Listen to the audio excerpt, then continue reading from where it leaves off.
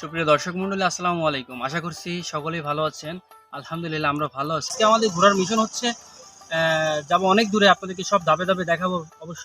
আজকে আমাদের সাথে আছে আমাদের ক্যামেরাম্যান মোহাম্মদ খলিল হুসাইন, বরাবর যে সবসময় আমার ক্যামেরাম্যান হিসেবে থাকেন, এবং আমার শ্রোতাদের দুলা ভাই এবং বড় ভাই, এবং আছেন আমার সাথে আমার ছোট্ট ভাই। তো সেক্ষেত্রে আমরা সকলে আজকে অনেক মজা করব। তো সকলে দেরি না করে চলুন আমরা আপনাদেরকে সম্পূর্ণ ভিডিওটি দেখানোর চেষ্টা করি। আসলে বলতে গেলে কি, আমার ঘুরতে একদম অন্যরকম ভালো লাগে। যখনই একটু ফ্রি টাইম পাই তখনই বন্ধু বান্ধব এবং ছোট ভাইদেরকে নিয়ে ঘোরার উদ্দেশ্যে রওনা হয়ে যাই।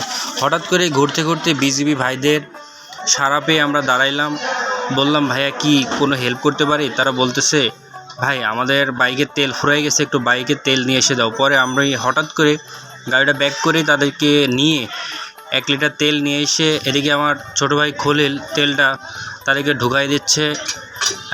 তেলটা ঢুকানো হইলে আমরা আবার চলে যাব ঘোরার উদ্দেশ্যে। আমরা আবারও এখন রওনা হয়ে গেলাম সে গন্তব্যে, যেখানে আমরা আজকে ঘোরার প্ল্যান করছি বা যাচ্ছি। এখন আমার বাইকে আমি এবং আমার ছোট ভাই মুজিবুর সাহেব আছেন।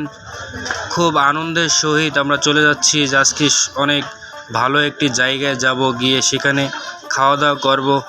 হঠাৎ করেই পেছন থেকে আমার বন্ধু ইস্টাফিল মহোদয় আমার সাথে ঢুকে পড়ছেন। আমি তো দেখে খুবই অবাক হয়ে গেছি যে কিভাবে সম্ভব। পরে বন্ধুর সাথে কথা বললাম, এখন আবার আমাদের তেল নেওয়ার জন্য পাম্পে ঢোকা হচ্ছে। তেল নিয়ে বন্ধু চলে যাবে চৌগাছাতে, আর আমরা একটু ভিতরে ঘোরাঘুরি করব। সেই পরিপ্রেক্ষিতে এখন আমি তেল ঢুকাই নিচ্ছি, ওইদিকে আমার বন্ধু ইস্টাফিলও তেল ঢুকাবে। তা সেই ক্ষেত্রে আমরা এখন তেলটা নেওয়া হয়ে গেলে আমরা যাব সেই পাঁচমাথা বিখ্যাত ঝালমুড়ি খাওয়ার জন্য। এখানে বন্ধু তেল নিচ্ছে, আমার নেওয়া হয়ে গেছে।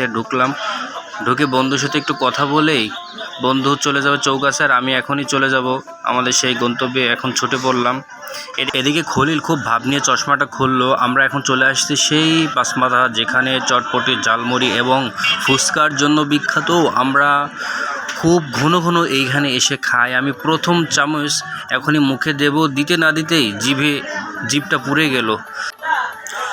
এদিকে সবার খাওয়া হয়ে গেছে, কিন্তু আমার এখনও শেষ হয় নাই। আবারও আমরা রওনা হয়ে গেলাম। আমার আর গাড়ি চালাইতে ভালো লাগছে না। পরে ছোটো ভাই খলিলকে দিলাম একটু গাড়ি চালানোর জন্য। সে খুব ভাবের সহিত গাড়িটা আসলে চালাচ্ছে।